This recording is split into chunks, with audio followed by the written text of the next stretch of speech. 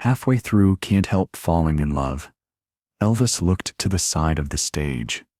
A girl, no older than 14, stood frozen, cardboard sign shaking in her hands. The crowd's roar dimmed, and then he walked straight toward her. Stories like this show why Elvis was more than a singer. Stick with me, because what happened next had an arena of thousands holding their breath. The first chords had barely settled before Elvis spotted her. Mid-1970s, a packed civic arena somewhere in the American South, the kind of venue with a ceiling so high the spotlights get lost in the rafters. The smell of hairspray, cologne and buttered popcorn drifts through the air. On stage, Elvis Presley stands in a white jumpsuit stitched with gold thread, belt gleaming under amber light. His hair catches the glow, every movement crisp, deliberate. He's halfway through Can't Help Falling in Love when something down front catches his attention. Third row, just off center, a girl, maybe 14, shoulders hunched like she's trying to disappear. In her hands, a piece of cardboard, edges uneven from being cut, with school scissors, handwritten in thick black marker. "Sing with me." Her father sits beside her, leaning forward, urging her toward the stage. She shakes her head, eyes wide, the sign trembling in her hands. Witnesses recall seeing Elvis pause mid-verse. His gaze doesn't break. A tiny smile curves on his lips. Then he raises his left hand, palm out. The band freezes instantly. The last guitar note rings in the air, fading into a hush, so complete you can hear the soft hum of the amplifiers. A ripple moves through the audience. People glance at each other, wondering what's happening. Elvis shifts the microphone to one hand and steps forward, boots thudding softly against the stage floor. Down the front steps he comes, past a security guard who instinctively moves to block him, then hesitates. Elvis gestures toward the girl.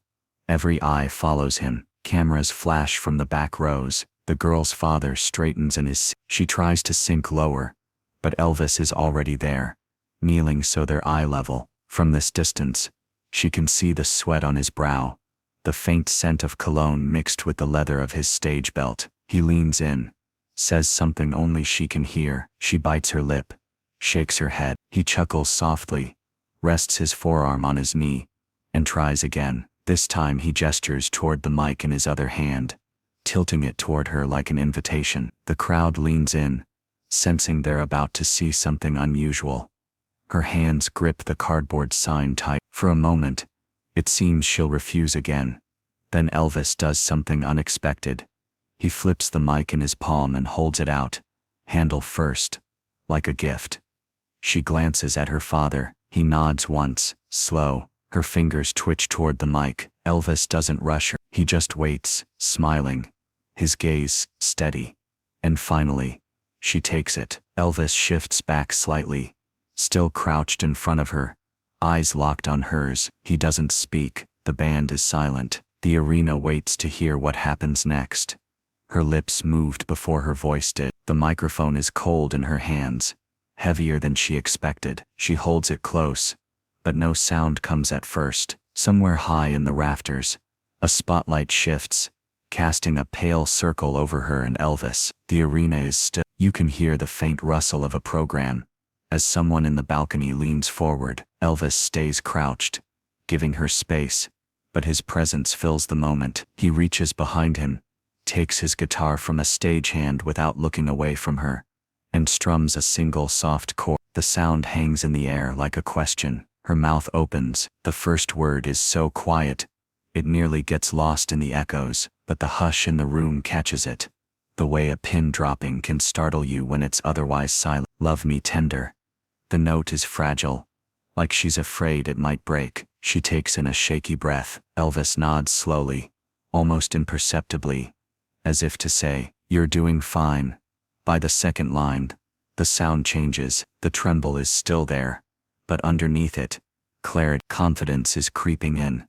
The crowd reacts not with cheers, but by leaning forward, as though a collective instinct says, "Don't interrupt this." Elvis slides into harmony, his voice a warm undertone beneath hers. He doesn't overpower. He supports. Their voices blend, his rich and seasoned, hers young and unpolished, but perfectly in tune. Mid-song, he shifts closer, letting their eyes meet again. He mouths the next words, letting her carry them. She does. And that's when something happens. Her shoulders drop, her grip on the mic steadies. She stops looking at Elvis for cues and begins looking into the crowd, as though she's no longer singing to them, but for them. A woman in the third row clasps her hands at her chest. A man in the back wipes at his eye. It's not just a song anymore.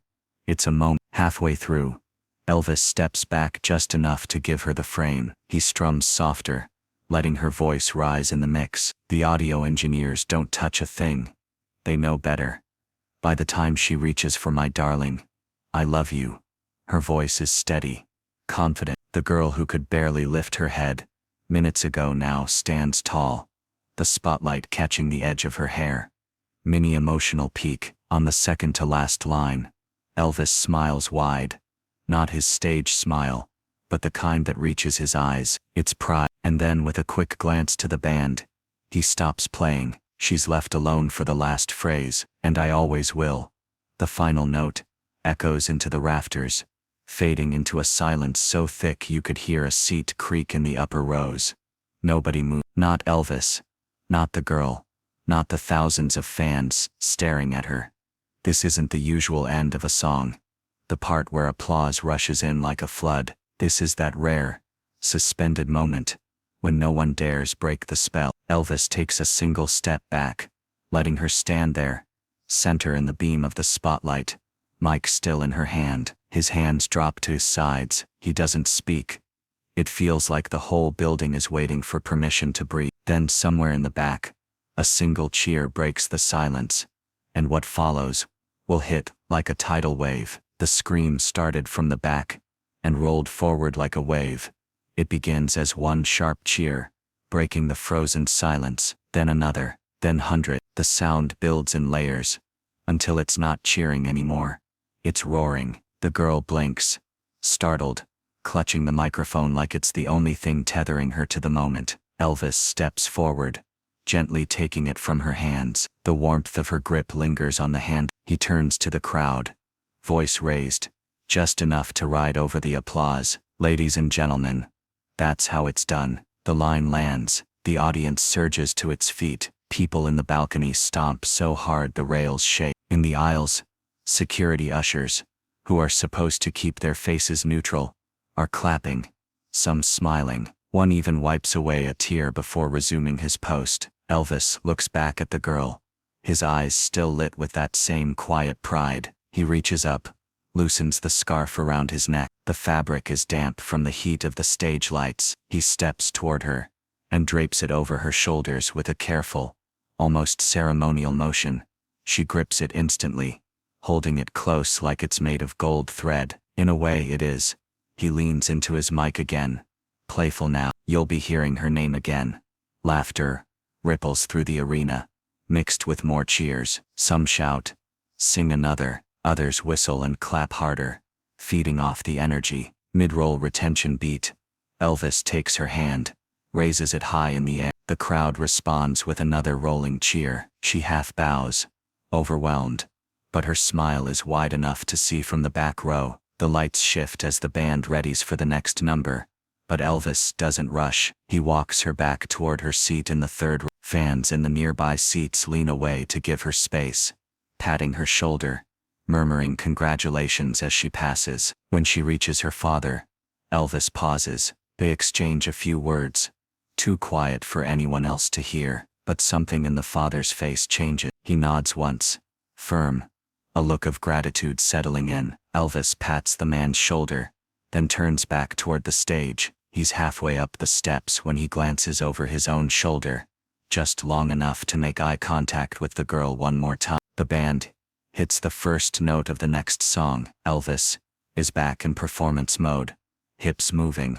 voice strong, but every so often, his gaze flicks back to that third row. In the crowd, the girl is still clutching the scarf. Her father has his arm around her now, and both are standing, singing along. Around them, fans are buzzing, whispering about what just happened, replaying it to anyone within earshot. Some are already telling strangers, "I've never seen him do that before." By the time the set nears its end, the earlier duet is already legend inside that building. People in the concessions line are talking about it. Even the ticket takers in the lobby have heard.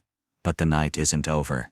Not for her. As the final encore fades, a stagehand appears at the edge of her row, leaning in to say something to her father. Whatever it is makes his eyebrows lift in surprise. And then, after a beat, he nods. She thought the night was over. The lights had come up just enough for people to gather their coats and programs. Her heart was still racing from the duet, the scarf still warm from her grip. Then a man in a headset appeared at their row. He leaned toward her father. "Mr. Presley would like to see you both." She froze. Her father glanced at her, searching her face, then gave a slow nod. The stagehand smiled and motioned for them to follow. They were led along the side aisle, past lingering fans craning to see where they were headed. A guard opened a side door, and the rush of cooler air from the corridor hit them instantly. Backstage smelled different. A mix of leather instrument cases, hot stage lights, and fresh coffee. The muffled sound of the crowd still trickled in through the walls. Around a corner, there he was, Elvis, still in the white jumpsuit, though the belt was gone. His hair was slightly damp, his forehead still glistening under the softer backstage lights. He stepped forward, smiling. "You did real good out there," he said, voice softer now, almost conversation. "Thank you," she managed, barely above a whisper. He nodded toward the scarf. "Looks better on you than it did on me." That earned a laugh. Even her father cracked a grin. They talked for a few minutes. Elvis asked about her sign, and she admitted she'd made it that morning in homeroom, with a friend's marker. He listened, like it was the most important story he'd hear that night. A Polaroid camera appeared from somewhere, and before she knew it, they were standing side by side. His arm went gently around her shoulders. She nearly dropped the scarf in surprise. The camera flashed, and the photo slid out, still developing. Elvis signed the white border before handing it to her. "You keep that," he said. "Proof you upstaged me." Her cheeks burned, but she smiled. He glanced past her to a guitar leaning against a chair. Mahogany body, worn from use but polished to a soft shine. Without ceremony, he picked it up, turned and offered it to her father. "She's gonna need this," Elvis said, tone light but eyes steady. Her father blinked, caught between gratitude and disbelief. "We couldn't." Elvis waved the words away. "You can, and you will." The weight of the gift hung in the air. She looked from her father's hands on the guitar to Elvis's face, trying to read if he was serious. He was. The guitar case clicked shut in her father's grip. What they wouldn't discover until days later was that something else was waiting inside. It wasn't until a week later that they found the note. The guitar had been sitting in its case all week, propped in the corner of her bedroom. She'd been too nervous to touch it, like it was sacred. Her father finally suggested they open it. They laid the case flat on her bed. The latches clicked open with a metallic snap. Inside, under the neck of the guitar, was a folded piece of paper, tucked beneath a polishing cloth. Her father handed it to her. The paper was thick, slightly creased. She unfolded it carefully. In Elvis's unmistakable handwriting, "Keep singing. You'll always have a seat in the front row." Elvis. For a moment, she didn't say anything. She just traced the letters with her eyes, reading them over and over. Her father sat beside her, leaning in. "You know what this means?"